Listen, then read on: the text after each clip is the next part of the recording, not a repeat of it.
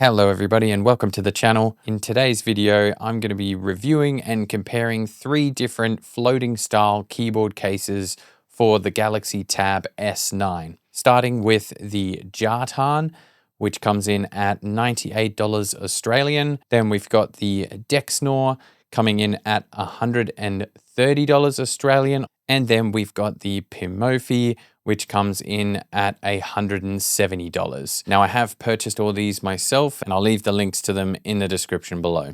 In the comparison, I'll be addressing things like build quality, overall design, and obviously real life use. Now, I am going to start off with the middle of the pack in terms of price point with the Dexnor, the only one that comes in branded packaging and has a brand website with support that you can contact. In terms of design, this was actually my favorite out of the 3. It's got a really nice keyboard layout, a really nice trackpad layout, everything's spaced out nicely. And the reason they're able to do that is because they have built in this extra bit of space, which is why it's the only one that has a second S Pen holder inside the case. So when you close it up, the S Pen's not going anywhere, whereas the other 2, they're just mounted on the back. Obviously, the pen doesn't charge on the inside there, and you can still mount it with the cutout on the back. However, the cutout doesn't have a strap like the other 2. Now, with that extra bit of space, it means that the tablet sits up a little bit higher, but they also are able to move the center of gravity inwards a little bit, which means it is quite stable on the desk and it doesn't tend to tip over when you're using it or even when you're using it on your lap. The backlighting on this is really nice. You've got some solid colors, 7 colors to choose from, which you can cycle through with the shortcut buttons. And then you do have a choice of 3 brightness levels, as well as switching them off completely. You've got a power on button in the top right-hand corner, as well as a pairing button. Now, these are push and hold buttons. So if you do want to power the keyboard down, you do have to hold that for about 3 seconds. And then the next time you want to use it, power it back on by holding it for 3 seconds and wait for it to pair up. I didn't really find myself using those buttons a lot because you can just leave it on.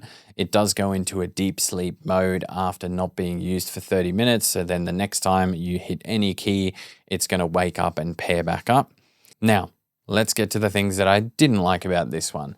First of all, the hinge on this isn't very strong and you do tend to have the tablet wobble backwards and forwards, especially if you are using it on soft surfaces or using it on your lap where you're moving around a little bit. Not a huge deal, but I did notice it straight away. And the second thing, and this is probably the main reason I won't be using this one moving forward, and that is the trackpad. Now, all these trackpads will have little shortcuts, same as on your laptop, 2-finger swipe, 3-finger swipe. But this one here, the gestures aren't very intuitive and the scrolling is pretty terrible. It's very jolty. There's no smooth stop or start to the scrolling and it does go very fast. Now, the instruction manual specifically says to put your scroll setting in the tablet settings to the very lowest, but even with that set, it is still very jolty and I often find myself scrolling way too fast and there's just no smooth speed up or slow down of the scrolling. So very difficult to use, especially if you're using this for notes or scrolling through documents, things like that. And then the gestures, for instance, on the home screen, just not very intuitive. So if I swipe left and right on the home screen with 2 fingers, as you'd expect, you're swiping between home screens. But as soon as I go to swipe up or down, now if you're doing that on the screen, obviously that brings up the app drawer or brings down the notification shade. But if we do it on the trackpad, it actually just scrolls left and right on the screens again. In the user manual, it goes through all the shortcuts, and to bring down the notification shade is actually a double tap with 3 fingers. And then there is actually no shortcut to hide that notification shade away again, unless you just tap on either side of it, and no shortcut to bring up the app drawer. Now, I actually messaged the support team to ask about the hinge and the trackpad scrolling and gestures, and they didn't even seem to know what the app drawer was, which is odd because this does seem to be geared towards Samsung tablets. Like on the website, there is only one model for the iPad, whereas they've basically covered every single model in the Samsung lineup.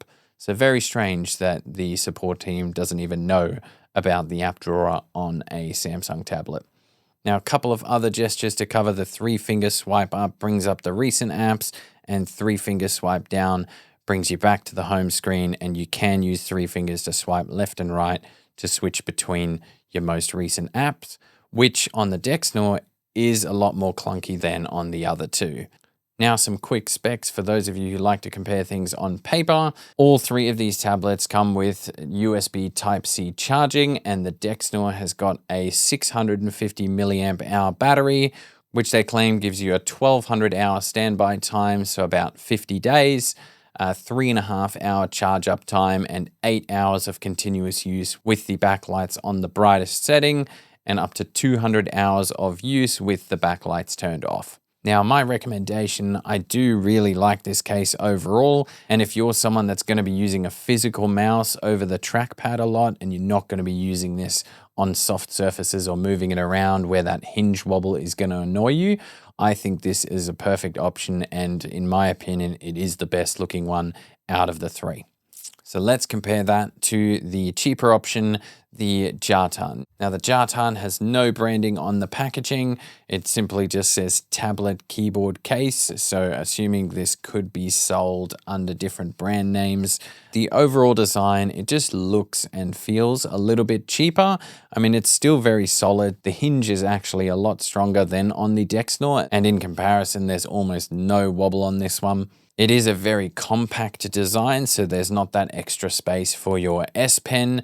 That does mean it is a little bit slimmer than the Dexnor, which is nice. It does have a little rubber elastic strap on the back S Pen holder to hold it in place, so you're not going to lose it. But overall, it doesn't feel as high quality.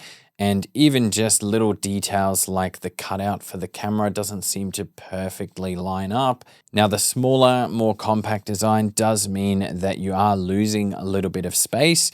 With this one, I found that the tablet does sit very close to that top row of keys. So when I was typing, I would find myself accidentally hitting the screen every now and then, which again isn't a huge issue, and you'd probably get used to that after a while. But one really cool thing about this one, it doesn't have a power on off switch because it's actually built into the hinge. So when you close the tablet, it powers down, and when you open it back up, powers back up and basically instantly connects again. The backlighting on this isn't quite as nice. You have a choice between some multicolored settings. So there's a few multicolored settings or a solid white setting, and you do still have the 3 brightness settings and just having them off completely. The trackpad on this, however, much, much better. This is probably my favorite trackpad out of the 3 of them, and purely because on the Pimofee it's slightly smaller, but we'll get into that. But this trackpad, very intuitive. You swipe up with 2 fingers, it brings up the app drawer. You swipe down with 2 fingers, brings down the notification shade. It even brings it down in different positions depending on where your mouse is sitting. Left and right scroll are obviously the same. All the 3-finger gestures are the same, so switching between recent apps or going back to the home screen. And the scrolling is very smooth on this, so you can see it's got speed up and slow down, and the scroll sort of keeps going after you let go of the trackpad, which is much nicer and much easier to find your space in documents or websites. Now, for me, the biggest drawback of this one was actually the way they've designed this crease at the back. So because they've put this crease quite low along where the tablet sits, it does mean that the center of gravity is quite a far way back. So if you're trying to use this on your lap or on a soft surface or on the sofa, you'll find it does just tip back way too easily. So that's the first thing I noticed. As soon as I used it on the sofa, it just kept falling back unless I had my hand on there holding it upright. But all in all, if you're on a budget, this is still a fantastic choice. It still looks nice enough. It's got a nice finish on the outside. I'm not a big fan of having this soft leather-like edge on both the bottom and top face. I mean, I guess it does make it a little bit easier to open up, but I prefer that smooth look that they have on the other 2. But if you're going to be using this on solid surfaces and you're not going to be using it much on soft surfaces or on the sofa, this I think is a very solid pick, especially at $98. Which brings us to the last one of the lot, which is the Pimofee. Now this is almost like you're taking a couple of the good things of each of the other two and combining them into one. Now again, very solid hinge, so no issues with wobbling, and they have done the design of the crease a lot better. It's slightly higher up on the tablet, which means the center of gravity is closer to the middle, and you don't have that issue of it falling over on your lap. It does mean it sits forward slightly more, which means they've had to bring all the keys down a little bit, sacrificing some space for the trackpad, meaning the trackpad is slightly slimmer. However, it is still the same as on the Jartarn, with all the gestures being nice and intuitive and the scrolling being just as smooth. You just have a little bit less space on the trackpad. The backlighting is also nicer. You do get a choice of 7 solid colors like on the Dexnor with the brightness settings again. This one even adds one setting of pulsing light switching between colors, which is kind of cool, but I like to just stick to a solid color on my keys anyway.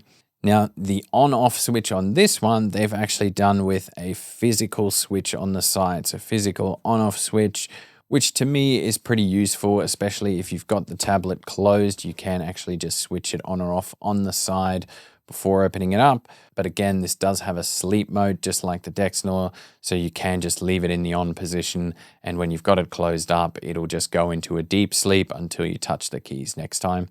We've got, again, a nice professional design on this one with those smooth edges on the bottom face, and the strap that holds the S Pen on the back actually has a bit of a leather finish rather than just an elastic strap, and the cutout for the pen and camera hole just seem to be a little bit more aligned to where they're supposed to be. They've added a little mini LCD display that displays your battery percentage, Bluetooth connection indicator, and your caps lock status, which I think is a nice touch.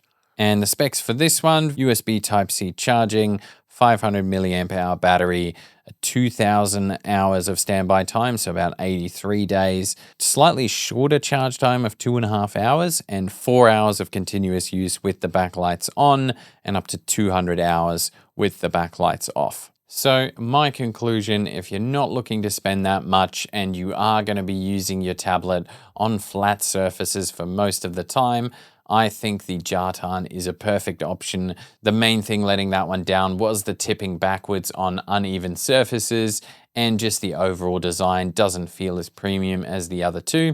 If, however, you want a slightly sleeker looking keyboard case, the Dexnor is a great option if you don't care about that hinge wobble and if you're going to be using a physical mouse rather than that trackpad.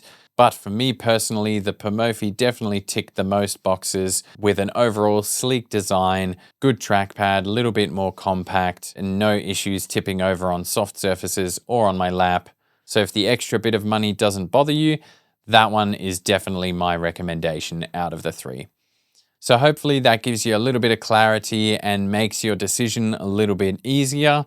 And if you did like the video, please give me a thumbs up and subscribe to the channel. See you in the next one.